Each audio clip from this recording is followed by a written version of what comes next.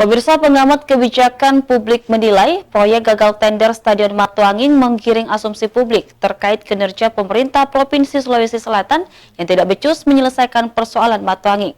Pemprov diminta melakukan pendaftaran ulang tender proyek stadion.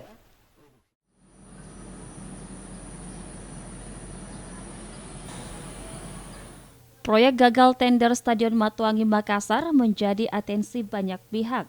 Pengamat kebijakan publik bahkan menilai kegagalan ini bisa menggiring asumsi publik terkait kinerja pemerintah Provinsi Sulawesi Selatan yang tidak becus menyelesaikan persoalan Matuanging.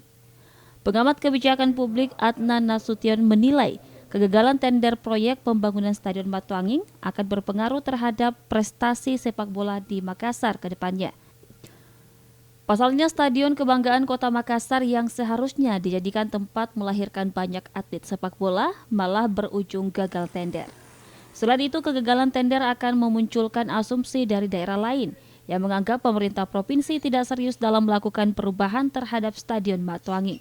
Ya, kegagalan tender ini diakibatkan oleh tidak adanya beberapa peserta yang memenuhi persyaratan. Awalnya itu sekitar lebih 100 peserta yang mendaftar, tetapi yang memenuhi persyaratan hanya 3. Setelah diseleksi, dari ketiga itu akan turun menjadi 1. Dengan 1 ini praktis tidak memenuhi persyaratan untuk kita lakukan tender.